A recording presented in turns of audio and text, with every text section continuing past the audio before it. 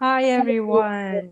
Welcome to another episode of Goodbye Bullshit, Hello Happiness. I am one of your hosts. You know me. And for those of you that don't, my name is Atusa, and I have my wonderful co host, Hollis, with me from I Am Creative Publishing, Express Yourself Publishing, excuse me. And I am so pleased today, so excited, so happy. I have promised that I'm not going to cry, but I have one of my favorite, she's graduated client that's here, Lakeisha Adamson. She is a wellness consultant for kidney transplant recipients.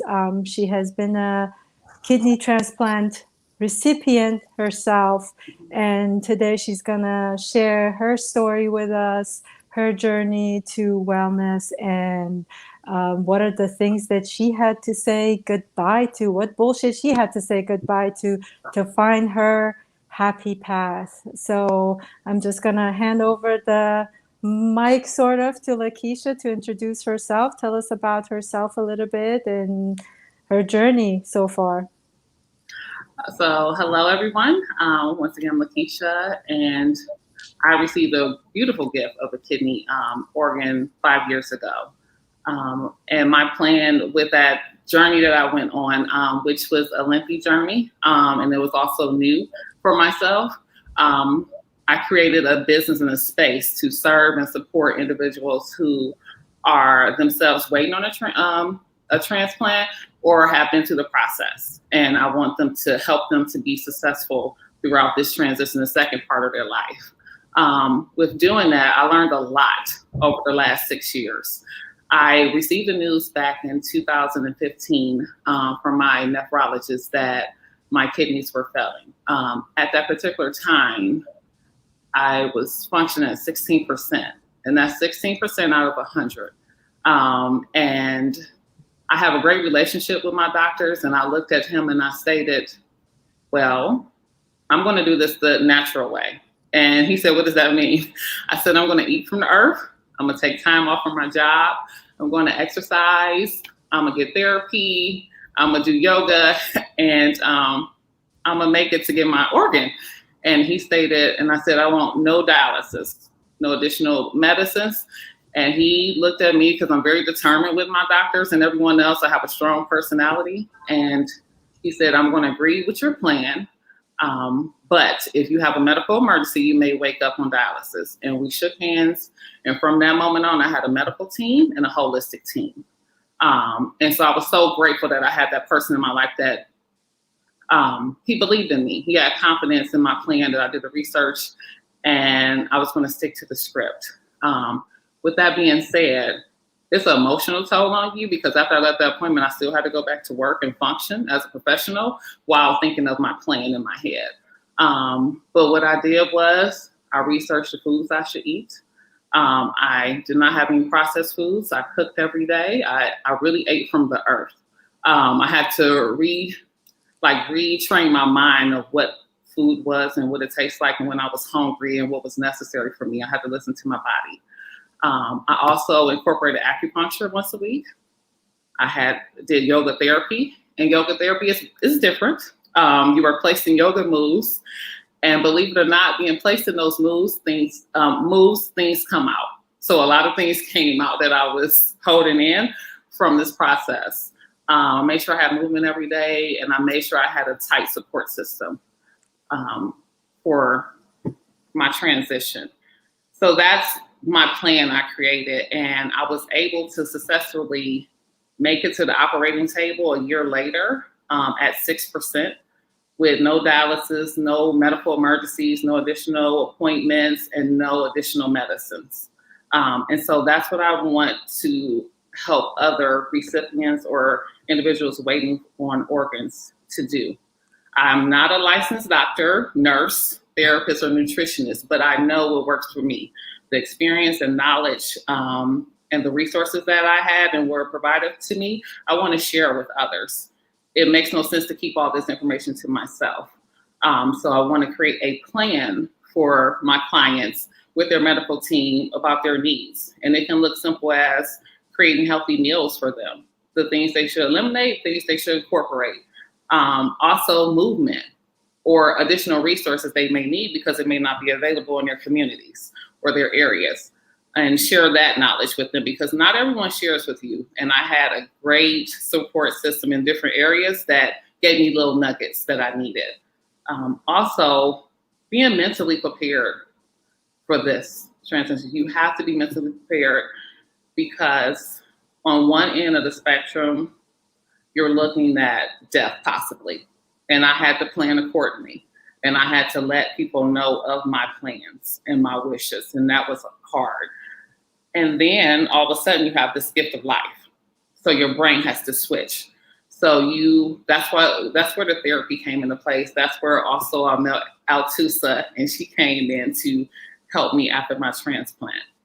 So I enjoy working with clients. The benefit I get is to see individuals succeed and get an understanding and like, wow, I can do this. Oh, this really helps. My numbers look different from my doctor, which you're saying is actually correct. I can eat healthy and it tastes good.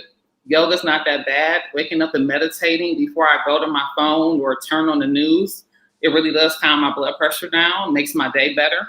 Learning how to set healthy boundaries with the people I love and support. That's okay. Choosing myself first is not selfish. It's just an act of kindness to myself, and I should do that. And also, after the transplant, continuing, because we are always kind of like the kids in a bubble. We take medicine every day that suppress our immune system, so our organ is now rejected from our body. So that's a whole nother ballgame you have to think about. You cannot get major illnesses or sicknesses. And so just think of the world we live in now with COVID. It's extra pressure on us to keep ourselves safe. And so how do you deal with that? How do you explain to others? Please don't come around me if you're sick or you've been traveling. So it's a lot to take in, but with all the right components for your individual plan, you can be successful. And so that's my goal and passion now. I'm just living out my dream, sharing this knowledge. And I'm really, really so happy that you're doing it because it's such a wonderful gift to give others. A lot of people may not know all the things that go with getting a transplant. And it's for you, what I love is that one of the main things was that you were in touch with your body, with yourself, to have that conversation with your doctor. A lot of times I see people just blindly say, okay, my doctor knows best. No, nobody knows best. Mm-hmm. You know best. You know what this body needs. And what made you be that strong to tell your doctor that this is what I want? This is how I want to do this? Because at that point, I think for a lot of people, fear kicks in and they just hand over basically the keys to the body over to the doctor and say, you're in charge. To answer that question, was like twofold. In my life, I saw two of my relatives go through dialysis, and it was very hard on their body. And I felt it made them weaker, and it didn't do the opposite. So I always just kept that in the back of my mind, not knowing that I would have to deal with it myself, but I was just thinking like, I wouldn't want to do that. And that's every other day. And you're tired and your body's tired, and you just slowly see their health decrease. So that was one memory I had. The second memory, in college, I used to have very bad stomach pains, and I had a college physician tell me that I'm not able to process meat correctly, so I need to stop eating meat. So that's when I started researching about healthy foods and diets and what I need to do to incorporate that. So that started my creative journey with food. So between the combination of two, when he said that to me, I automatically knew no to dialysis, and I'm going to eat from the earth. My food is my medicine, so I'm going to do that. The only thing I had to work out was my employment. What was I going to do? That was my biggest issue. That's wonderful. That's wonderful. One other thing I wanted to ask you is, what are the things that on this journey you found out that it worked for you? And what are the things that maybe wasn't so great and you would change it, you would do it differently now? I would say one thing that worked for me was realizing that I needed help after my transplant. And I know most people be shocked and say, you should be on cloud nine. You should have been on cloud nine. You have the gift of life. My cousin donated her organ for me, and I'm grateful and I appreciate it. And I'm going to love her to the end of time. And I appreciate everyone that was involved in it. But that was a hard time after my transplant. I came to you like 2 years after my transplant because I was at my lowest point. And no one else would know that but me. Mm-hmm. The reason I was at my lowest point is because I was in mourning, and I didn't know that. I had to mourn my life before the transplant, and I had to get familiar at the person that was staring at me in the mirror that I had no clue who she was. I didn't know what she liked. I didn't know the different places she would go. Like, who did she want to be in her life? What made her upset? I didn't know this person. Like, what is your dream job? Because I had to retire early because I was waiting on the organ. So here I am, retired at 36. I know most people be happy, but what do you do? So when I came to you, I had no clue. And I still was trying to be tough in your office, in your chair. I'm like, I'm okay. I'm just here to talk about a few things. And before you know it, I'm bawling. So I bawled in your office every week for months. And you allowed me to have that space, but you also encouraged me to sit in it, acknowledge it, embrace it, figure out where it's coming from and what it's trying to tell you to move on, because I had to get over the conditioning and blocks I had in my previous life to move forward. And I wasn't used to sitting with this emotion. I wasn't used to screaming in the pillow, Altusa, or doing the homework you had me do, but it worked. And over the weeks, I got better and better. I got stronger and stronger to identify, oh, you like this. You don't like this. Oh, this person no longer needs to be in your space. It doesn't feel good to let people go in those transitions, but I did it out of love, but we don't serve each other any longer. And so, or things I used to like to do, TV shows I like to watch, everything changed.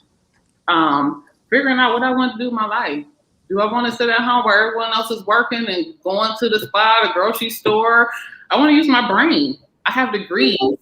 Still have student loans. I have things I need to do. So I wanted to explore. And so I had to deal with my personal issues before I can even move on to this new life and live my life through all my 5 senses. I can be honest with you now. When you ask me a question of how I feel or what I want to do, you're going to get an honest answer. Before, you probably wouldn't have gotten that answer. I would have been Miss Adamson in a suit and answering your question. Now I'm fully Lakeisha, or Keisha as my family calls me. But you're going to get an honest answer from me. And if I don't like something, I don't. I know now that I need to respond to life, the life that God brings to me. I need to sit in it and figure out if it's a yes or a no and be okay with that, because I listen to my mind, body, and soul, like my gut. And I trust myself now to make those decisions.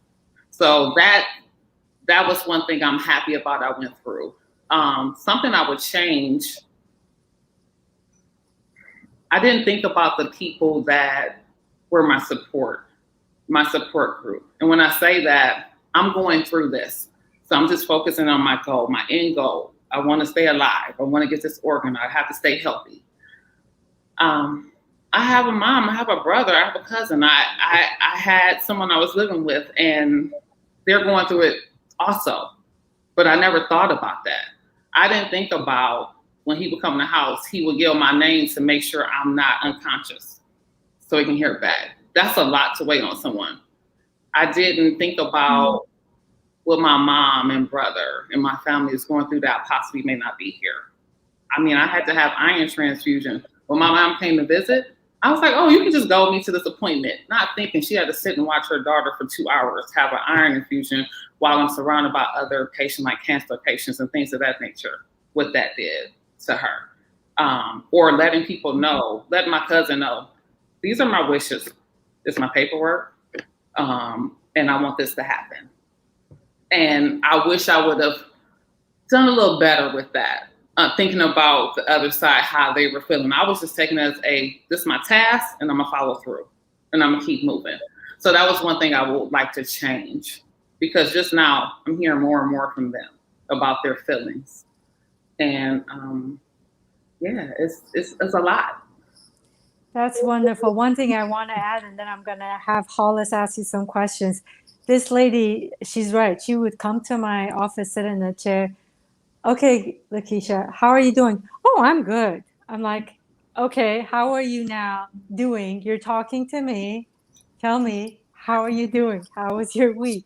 So I had to constantly give her that reminder that, hey, I'm not anybody. Okay, I know what's going on inside. Even if you're not going to tell me, either I go pull it out or you tell me how you're really feeling. Yes. And one thing you told me, and I tried to test it out because I'm that person, you said, never lie to me in this chair. Always be honest with me because I'll know. And I tried to lie. And she called me and she said, we wasted 20 minutes because you didn't want to tell me the truth. And so I never done it again. I just tell the truth. Yeah. See, we had to do some arm wrestling at the beginning in order for her to fully admit how she's feeling and how she's doing. Yeah. But I'm really proud of you, and she definitely has her voice back, and her family and friends tease her about that. Man, that throat chakra open, and we cannot do anything about it. It's open now. Forget it. No shutting it down. I love it. No. Yes. Hollis, I'm sure you have some questions. Oh my gosh, just listening to the story. I mean, first I want to start off with just saying that there's this whole expression repression thing. It's like here you were in survival mode, like in listening to it, because you just got to deal. Like, this is what it is. You're very pragmatic. It's like, okay, this is what I have to deal with. There's emotion attached to it and all this, but okay, I got to take care of things. So boom, boom, boom. And I just think it's a really nice, I think it's important to acknowledge, because with your story and with so many, what people do, we get into this routine of just kind of checking off the boxes and taking care of things, but not actually, living and being in it, if that makes sense. Yeah, I wasn't feeling, I was numb. I took my feelings away from it. It was a task, and I need to come up with a solution. So I can't be in the emotions of it and the feeling of it, because then I'll break down. And then I wouldn't be able to get to point A to B and C. So I kind of went numb. Yeah, which is what we do. It's total survival. Yes. But then I thought it was really beautiful what you mentioned about that whole stopping to see what other people were going through. Because that would be a huge, that's where these conversations happen. Yes. And it leaves you really vulnerable and open. Very much so. Because it's scary for everyone, but you're the one living it. So you're like, I didn't think that you were that scared or thought about it. I had to my doctor recommended I send a letter to my family, and that was huge. I have a close-knit family. And I had to send a letter. And in true Lakeisha form, I sent it in colorful envelopes. So they thought it was something fun coming from me, but really it wasn't. It was a letter about my plea and what I was going through. And that was a lot, because I'm not open and vulnerable, but I had to be. I made a promise to God that it took another human being, several human beings, to have me here today. And what I will never do is take people for granted. I'm always going to be intentional when I'm in a space with you. You're going to feel that you were with me when you leave. And so now I should be vulnerable and open, because I needed that. Everything that happened for a reason for me. And so it was hard to hear the stories, because it brought sadness where I was numb. It opened me back up. But I'm happy that they are willing and open to share with me, because that's going to help me to help the people that I work with in service, that they can take a look at the people that are supporting them or around them, to kind of give them more love and support where they can before the end. Like I'm trying to do. I'm trying to be like, sorry, I didn't think about that, which they don't want. They are perfectly fine about what I was going through, but I'm just the person that's trying to say, I really do love you, and I'm thankful that I had you. And I'm sorry that I didn't even take the time to think about what you were feeling and going through. And I think part of that too for you is that you allowed yourself, again, going back, that you were closed off to yourself as well. And once you were willing to open up and be vulnerable with yourself, go inside and put your walls down and look at yourself. And now from this place, you gave that gift to your family as well, so that now they get to be vulnerable with you, because now you don't have those walls and they're not afraid. Because a lot of times people don't notice the way we're all interacting with each other is from behind our walls.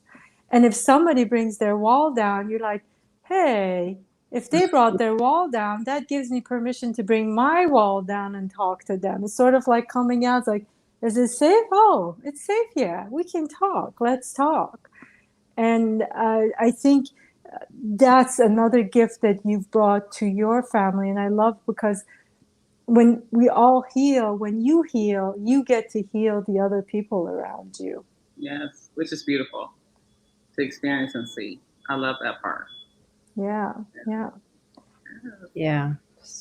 Such a gift. I mean, you're just bringing so much knowledge and so much to a topic that isn't, I don't know for sure, but I'm just going to say a topic that isn't really spoken about in this way. Like, you're giving people a guide to walk through, because kind of what I wanted to ask, and this isn't the right word because someone didn't have to, it wasn't somebody didn't die to give this to you, but is there a sense of guilt with anything attached to anything? Yes. I didn't even tell my cousin, this particular cousin that gave me the gift. I didn't even let her know, because she just graduated from college. She was living her life in her 20s. So I was like, I'm not going to bother her with this. So I didn't tell her during the first go around. I just happened to mention it to her when we went out to dinner, and she was shocked. And she was like, tell me what I need to do. And she went through the process. And I remember I was at the airport, and my transplant nurse called me and said, hey, I have good news. Your cousin's going to donate. I said, oh, we were a match? And she was like, no, she's going to go through the kidney care program. And I said, what? I said, let me call you right back. And that's true. My true form, I'm trying to control everything. I called her and I was like, do you know what you just did? You don't have to do that. If you're not a match, you don't have to do this. And she stopped me in my tracks and said, do you have a kidney that I don't know about? And I said, no. She's like, well, we're going to do this. And I said, okay.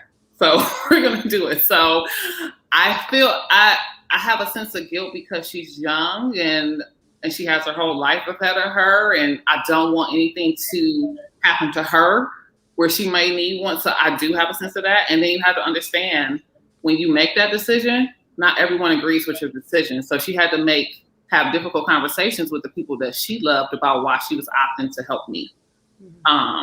And that's a lot. So I do have a sense of guilt about that.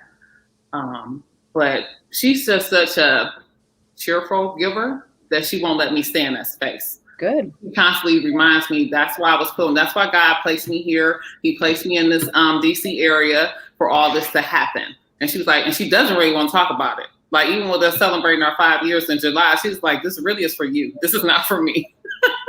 So I'm grateful for that forever. So I do have that sense of guilt. In addition, like when I was talking about mourning my old life, another piece I had to get over and have a sense of guilt for myself. 3 weeks before my transplant, I was in the process of freezing my eggs because, once again, I'm in my late 30s and I'm like, I'm going to do this before I do this because I'm steady thinking ahead. And I had to tell my team, and my surgeon stopped and was like, oh, okay, I'm going to have your transplant nurse call you. And I said, oh, okay. She called me and I was in a grocery store parking lot and she said, I heard you have some news, something you're doing. Can you explain?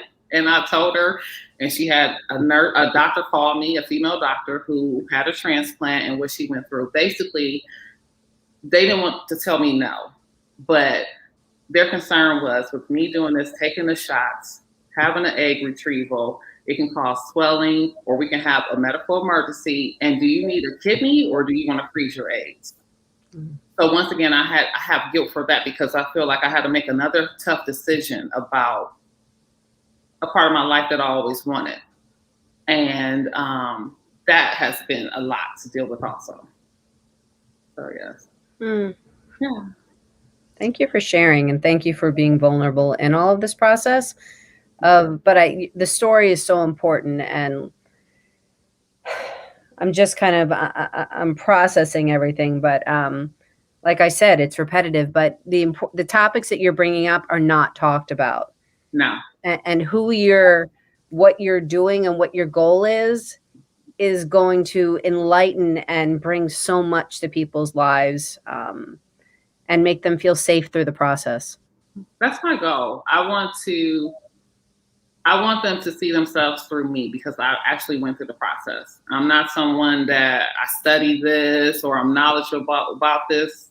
I actually went through this process, and I want to help you get through it just the way I did, so you can come out knowing who you are.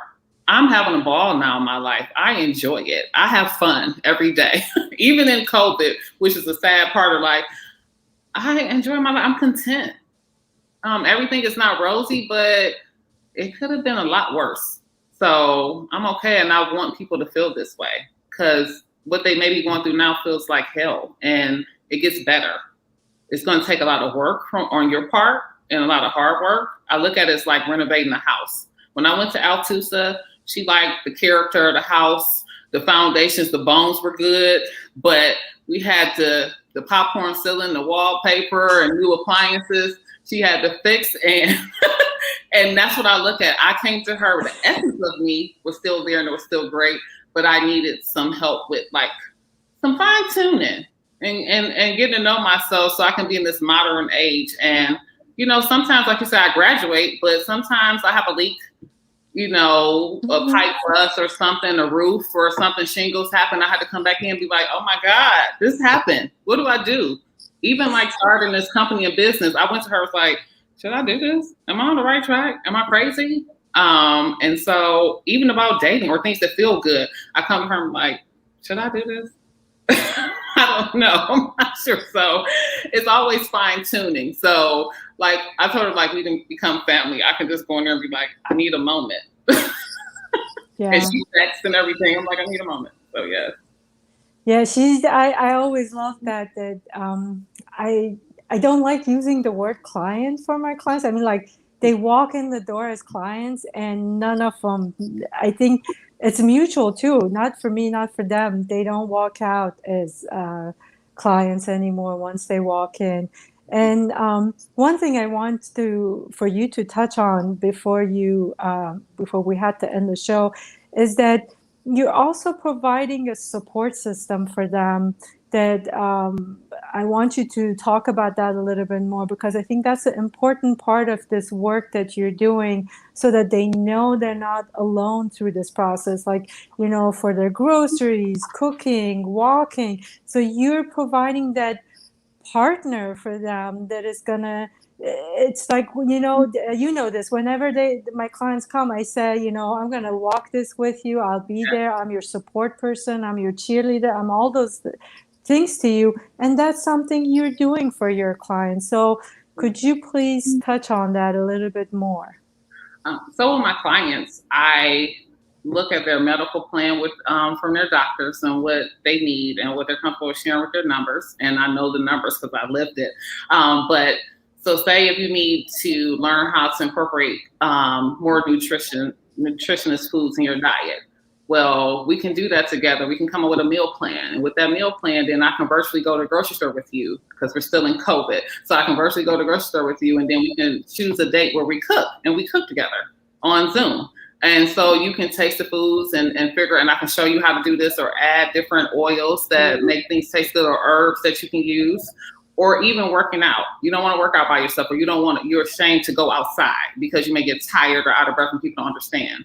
We can work out together. We can have a yoga mat, I have weights, I have my bike, I have a treadmill. So whatever you choose to do, or we can just go walking together. I'm fine with that. And also, like I said, mentally and emotionally, explaining that you may need to go talk to someone. And I can be there to help you or to provide resources, but it's okay if you need to express yourself to someone. So I want to come up with a personalized plan for them, what they need, but I'm going to be there every step of the way. And even like talking to your family, I even talk to family members about, how did you do this? How does your family feel about this? So I'm willing to do that. And I speak to medical students about this process, because I want them to go into the medical field being willing to listen to their patients, because we may know about our bodies. I agree with science and I appreciate all their knowledge and expertise, but I also know about me because I've been with myself my entire life.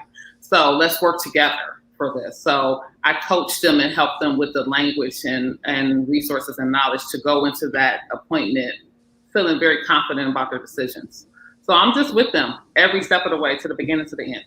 So they're, they like Al just said, they graduate and want to check back in. Mm-hmm, mm-hmm. Oh my God, Lakeisha, thank you, thank you, thank you. I love you. And I'm so, so, so happy that you're doing this kind of work. And I'm also happy for those people that are going to come to you, that they're going to find you, and you're going to bless their lives as well. So I'm really excited. I know we can go on, talk about it, but our 30 minutes, we're actually a little bit over. But you guys out there, I've put her information on this link. If you need to get in touch with her, her email and her phone number are listed in my post. And if you can't find her, just DM me and I'll point you in the right direction. Thank you, Hollis. Thank you, Lakeisha. And I wish you all a wonderful day. Thank you, guys. Thank you so much. Thank you, everybody. Bye. Bye.